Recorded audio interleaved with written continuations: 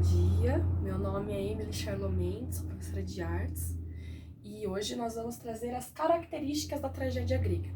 A tragédia grega ela tem origem na cidade de Atenas, com os rituais dionisíacos, as grandes festas para o deus Dionísio, que é patrono do teatro, do deus do vinho, dos excessos. O rei de Atenas ele queria tornar mais popular as festividades da primavera para Dionísio. Então ele pede para Téspis, que é um grande poeta da época, responsável por essas festividades, para que ele criasse alguma coisa para que chamasse as pessoas do povoado da região, de fora de Atenas, para que fizessem parte desse grande festival. E Téspis, com isso, ele cria o primeiro entendimento que a gente tem do que hoje é o teatro, da apresentação para o público. Com essa festividade, criando cada vez mais nome, escritores, poetas da região, eles iam trazer os seus escritos, os seus textos, para que pudessem vender nas feiras ali dessa festividade. E com isso vai nascendo as primeiras apresentações da tragédia. A nossa tragédia, ela tem uma organização em duas partes. Nós temos o coro. O coro, ele se representa na forma de ode, ele vai falar na forma de ode. Que é o quê? Aquele canto, aquela palavra cantada, falando, nós, pessoas da cidade de Corinto, papá, papapá, papapá. É aquela fala cantada. E o coro, o que é o coro? O coro está sempre representado na tragédia, dependendo do que vai se falar naquela peça. O coro, ele pode ser o povo, ele é sempre representado por essa voz maior, Ele pode ser o povo da cidade, as mulheres da cidade de Corinto, os anciões da cidade de Atenas, até mesmo as divindades, os deuses. Porque o coro, ele sempre vai ser essa figura de voz maior. É o que ele que vai ditar o que é certo, a moral, a ética do que deve ser feito, é ele que vai narrar essa história. Então é sempre o coro.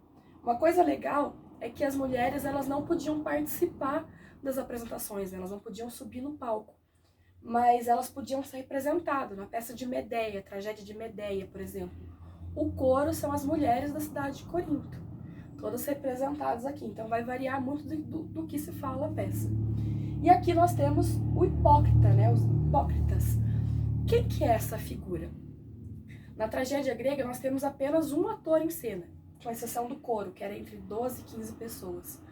O hipócrita, ele vai ser aquela figura que é o nosso herói.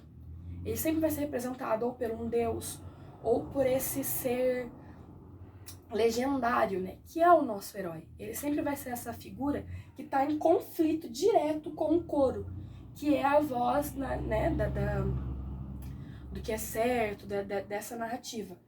E o hipócrita está sempre buscando a sua mudança, sua redução, sua evolução, e é em torno dele que a história vai girar. E na peça trágica, eram usadas as máscaras. Temos até aqui uma representação clássica, da máscara da tragédia. As máscaras, elas eram utilizadas como? O coro, todos os integrantes do coro usavam as mesmas máscaras. Normalmente elas eram representadas com chifre de carneiro, porque carneiro, é um dos principais símbolos de Dionísio, como é um ritual dionisíaco, elas vinham representadas, porque o coro é a voz divina, é a voz do que é certo. E o hipócrita, ele tem essa máscara que ela vai representar o seu personagem. Se é um velho, vai ter aí a imagem de um senhor com a sua barba. Se é um jovem, uma máscara um pouco mais forte, robusta, e ela vai estar sempre com a emoção principal do seu ator em cena, não se troca de máscara, do começo ao fim. Porque os gregos acreditavam que você não pode fingir ser o que você não é. Quando você entrava nesse estado de cena, você coloca a máscara, e então você está encenando alguma coisa, você está ensinando alguma coisa.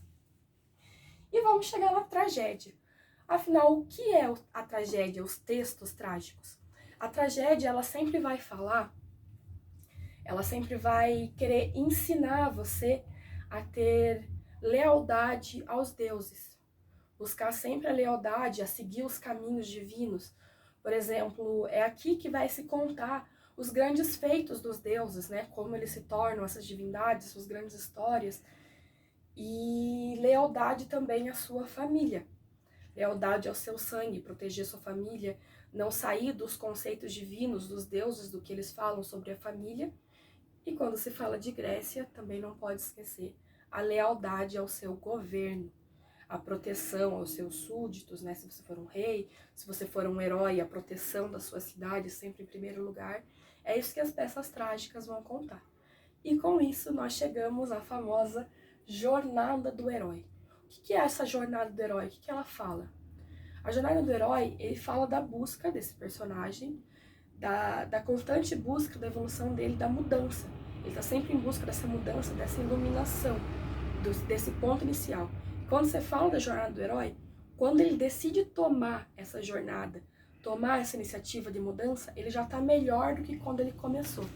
Porque ele está em busca dessa iluminação, dessa mudança divina.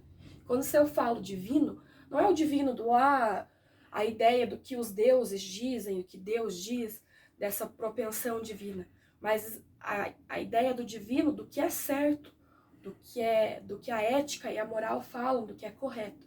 É essa mudança. Só que nós temos aqui a jornada do herói trágico. A jornada do herói na tragédia. O que é? A jornada do herói trágico, ele busca essa mudança, só que ele não busca, não é uma mudança consciente, eu vou sair lá, vou andar e vou buscar uma melhora. Não, ele está buscando ensinar alguma coisa para alguém, inconscientemente. Essa história que ele conta, de toda essa evolução dele, é na ideia de quem assiste buscar conforto e um ensinamento no que está sendo mostrado. Ele vai passar, ele vai dar sempre, o herói trágico, por exemplo, ele está sempre aprendendo com o erro do passado. Esse passado dele está sempre ali em conflito com o que ele vai se tornar no futuro, com o que está acontecendo no presente dele. Então é esse conflito que vai trazer a jornada do herói clássico. E assim o público vai aprender com os erros desse nosso herói. Por exemplo, um ótimo exemplo da jornada do herói, trazendo para a atualidade, né? Porque é isso, as coisas vão evoluindo até chegar, né, na nossa modernidade. No cinema, por exemplo, os filmes de super-herói, a gente pega ali a história do Homem de Ferro. Pega aquele, no começo do filme, cara super rico, egoísta, não tá nem aí pra ninguém, né, super na dele, o que importa é o dele ali, pronto. Passa por um conflito em que ele põe tudo isso em jogo, ele não tem a riqueza dele, ele não tem ninguém pra subir em cima, nem nada. Ele entra em conflito com a ética dele, com a moral dele, né? Ele passa por essa transformação até se tornar um herói, em que ele põe a necessidade do outro que ele está indo defender acima da deles. Ele sofre por essa mudança. Essa é uma jornada do herói, do nosso herói trágico, vista nos tempos de hoje em dia.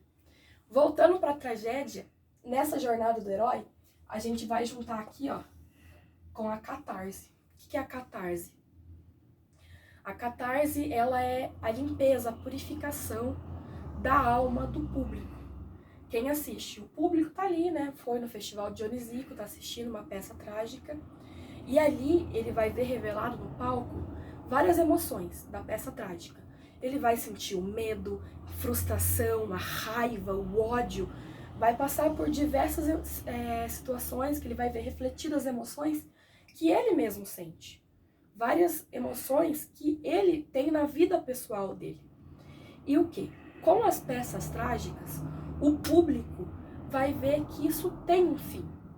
Seja esse fim a morte, seja a prisão, seja a provisão divina da evolução, a gente não sabe, depende do espetáculo. Ele vai ver refletido e vai ver que toda aquela emoção que ele tem na peça, aquilo tem um fim. E com isso ele sente a purificação da sua alma. Isso é catarse. E tudo isso é a tragédia grega. Muito obrigada.